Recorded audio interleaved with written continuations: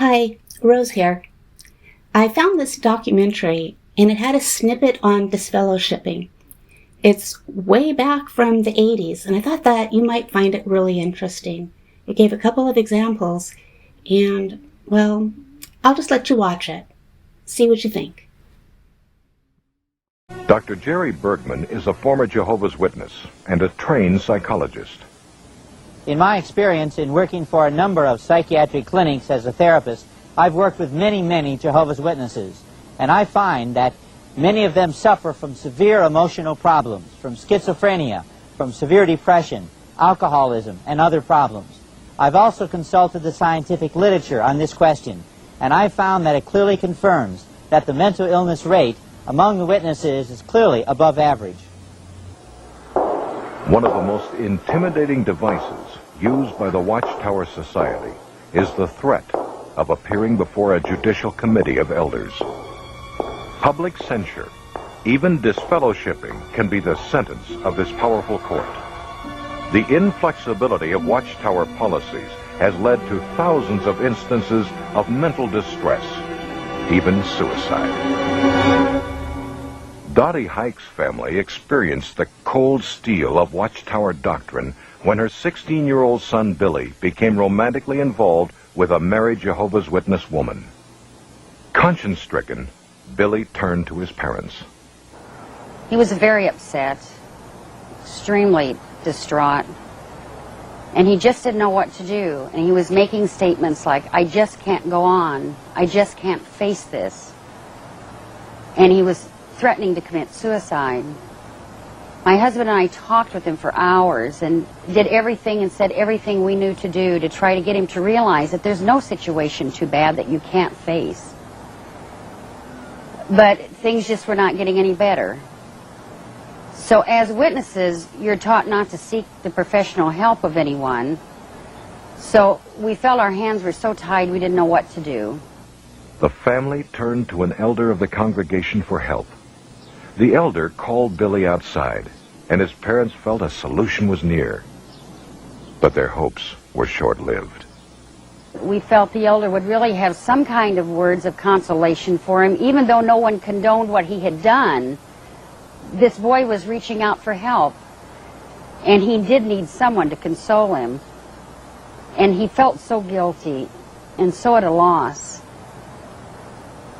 And instead, the elder just said, the committee will deal with you tomorrow.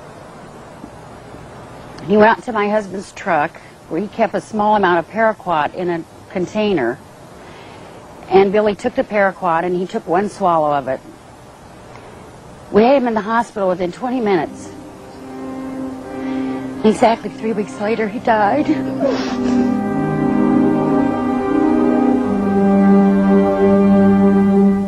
I saw in the body that most of our time was spent discussing the formation of new rulings, all designed to keep the witnesses in and to keep bad people out, to act as that kind of a fence.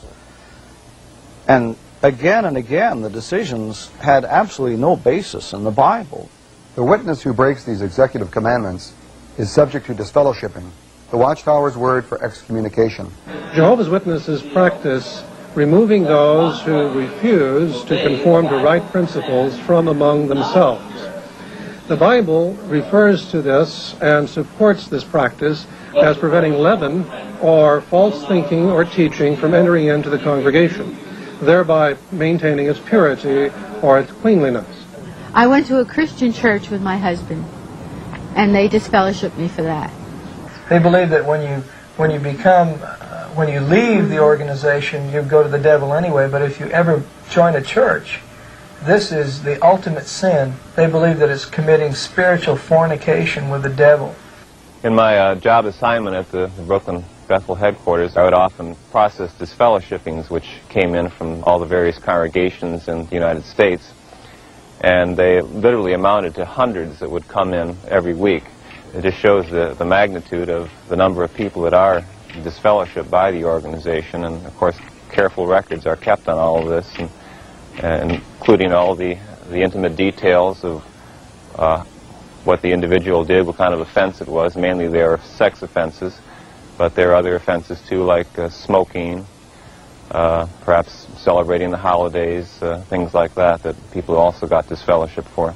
If one actually becomes a dissenter to the point of becoming apostate, then we follow the Bible counsel, and we never invite him into our house or would say a greeting to him.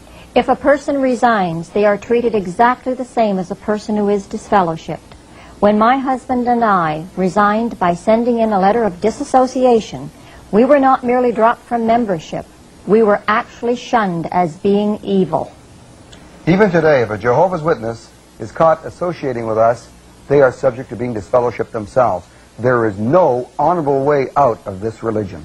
Because of the way that they had treated my family, I disassociated myself from the Watchtower Society, never dreaming that my children would refuse to have anything to do with me. In fact, I have a little 2-year-old grandson that I've never even seen. My 2 children and my 5 grandchildren are forbidden to see me, their grandmother, because of the Watchtower. What kind of organization, going under the heading of Christian, would disallow the children and grandchildren to see their mother and grandmother?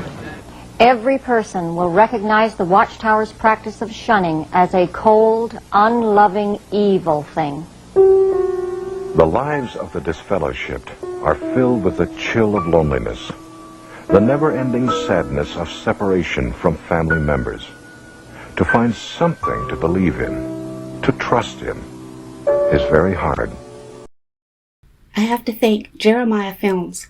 That was just a snippet of a documentary they did on Jehovah's Witnesses. Believe it or not, that documentary is from the early 1980s. Yeah, that far back. So just imagine anybody alive right now from then, they still haven't had any contact with their family. I don't know if you know about this, but Norway has just decided to stop their state funding for Jehovah's Witnesses because of their shunning policies. I have a whole video on the background, what the Watchtower came back with, and the final result, if you'd like to watch that. I also have a video on how I personally feel about disfellowshipping. Well, I hope you're enjoying this video, and I hope you like it. If you do, please like, so that it goes out to other people. And if you're really enjoying it, please follow for more. Thank you.